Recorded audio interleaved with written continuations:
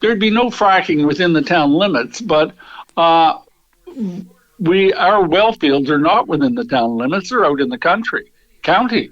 And yes, I'm concerned about fracking. I mean, you never hear any good news come out with stories regarding fracking. It always seems to be you turn on your taps and you can light the water coming out. Uh, there's contaminants. There's it just it's it just doesn't sound like a good idea to me, especially when most of the county lives on well water. I mean, I don't think there's any major lakes in Cumberland County that could supply anybody with enough water to keep going for any length of time.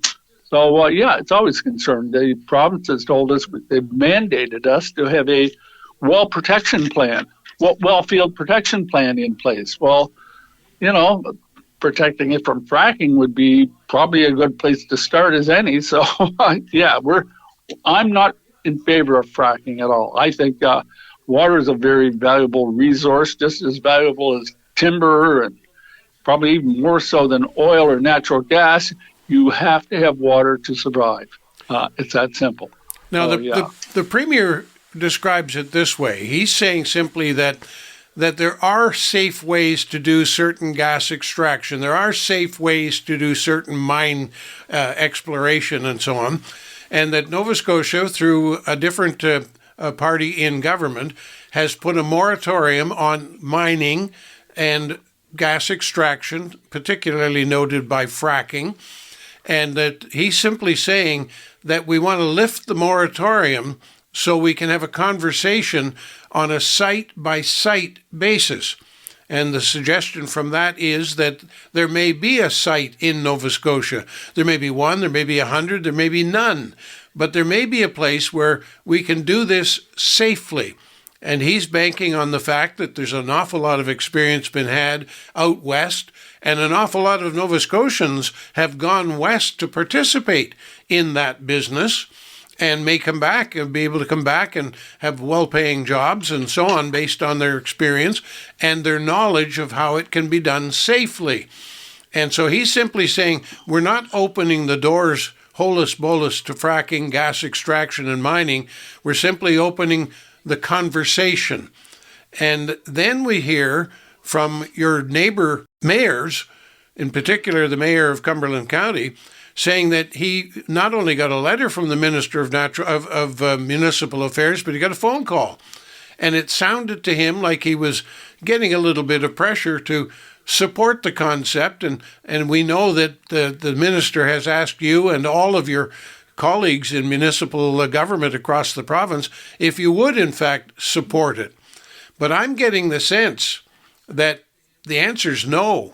Now, there might be somebody somewhere who really wants to support it because they may see the viable opportunity to make some serious money. And when it comes down to, is it about money or is it about safety? I get worried too. But it sounds to me like the mayors and wardens feel that they're under pressure. Do you? I don't feel any pressure. I'm going to support what I think is best for the long-term security for the town of Oxford and for Cumberland County. That's what I'm going to push for. I'm just an elected mayor. I'm nobody special, but I think our water is, as I said, our most precious resource, and we can't take any chances with it. And if the province thinks that. I don't know how to address how they're thinking. I just only know how I'm feeling. I think I'm not crazy about this idea. I don't think it's a good idea. I've never seen any community write up and say what a wonderful thing this fracking experience has been for our community. After all the wells have dried up and everybody leaves, what's left behind? I understand it's usually quite a mess, and nobody cleans it up. So I'm not reassured. Now, I kind of feel sorry a little bit for Tory Rushton because, of course, he's your representative, Cumberland South, and he's in cabinet. And, he can't really come out and say it, but I get the distinct impression that he's kind of tried to make it clear to his cabinet colleagues that he's not in favor, and he's really taken a message to the provincial government that the people of Cumberland are certainly not in favor. And I raised the point, as you did, that, most of Cumberland is served by drilled wells or dug wells, a lot of wells of underground water, not by lakes. And a whole bunch of Nova Scotia municipalities get their fresh water, their drinking water, from lakes.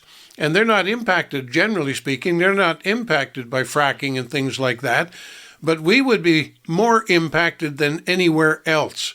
And I feel a bit sorry for him. Have you had any conversation with him about the issue? It was brief. I was looking for some clarification, but I didn't want to paint him into a corner, so I didn't.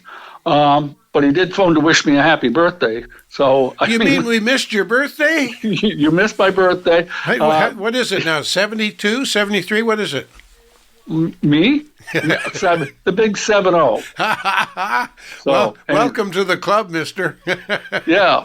No, Tori and I didn't discuss this at length. I didn't want to paint him into a corner, and I didn't want to force him to make a statement. I didn't want to put words in his mouth, so I think it's just best that I expressed our discomfort with it. I'm speaking on behalf of me. We're meeting tonight. Hopefully my council will be in agreement with me, and if they are, then we'll be sending off a letter to the Minister Lohr. He's in charge of energy. And also we will include the Department of the Environment, because they're the ones who've mandated us to have well protection. And I think that's what this disagreement will stem from. And of course, protection. That special meeting tonight, of course, is a one-item meeting, and that's a fracking. That's the question. That's what we're dealing with, fracking. You have been asked officially from the province to support the opening up, removal of the moratorium, and the opening up of the conversation. And I think it's pretty clear that some councillors are going to say, no, thank you. We don't want to even talk about it. Is that fair? Again, I can't speak for the other councillors. This will be our first chance to address it as a group. We'll have that conversation. I know one of the other councillors did bring it up, and they're definitely against it. So we shall see. Like I say, it's council should not sort of meet in back rooms if they can avoid it. So we haven't done that. We will discuss this at council tonight, and whatever decision they come up with, the decision that Oxford Town Council is against fracking, that'll be the letter we sent. I appreciate that. And having said that, let me ask that question kind of in a different way.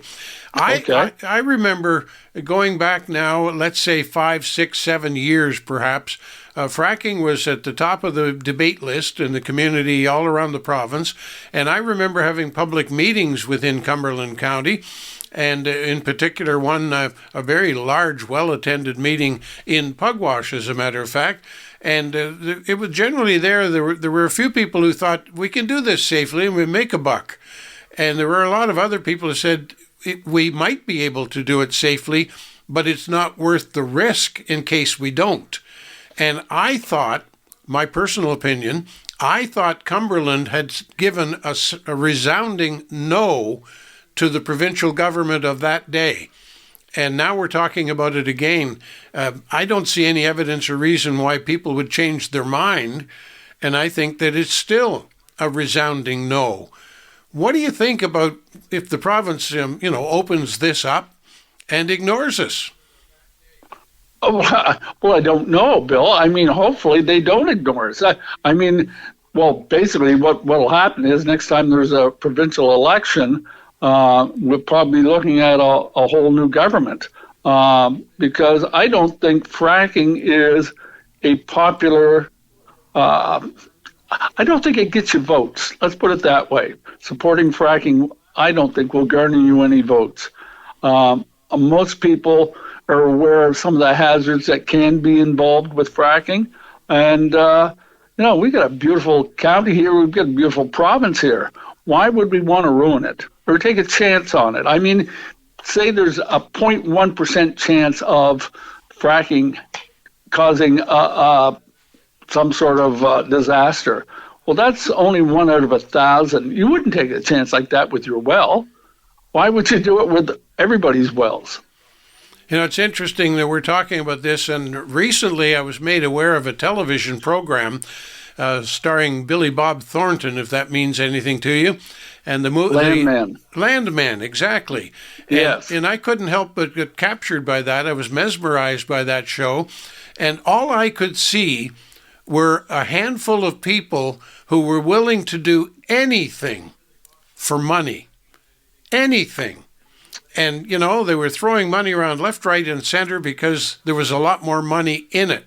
And it was all about, you know, the drilling for oil, fracking for gas. It was all about that very topic. And there was absolutely nothing in that program that had any hint of goodness to it whatsoever. And that's my read of it. Well, you're right. There was not many of the characters. I watched it. Entertainment, but not many people had many redeeming values, did they? None whatsoever.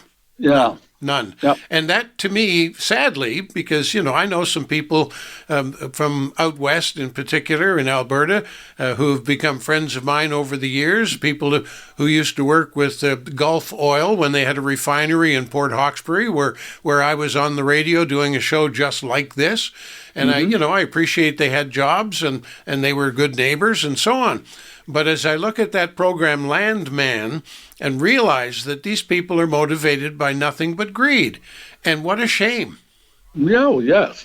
Yeah. I watched it. I mean, it was well acted. I mean, Billy Bob Thornton was chewing up the scenery, but you certainly wouldn't want to go into business with him. Well, Mr. Mayor, I think I'd like to go into business with you. How's that?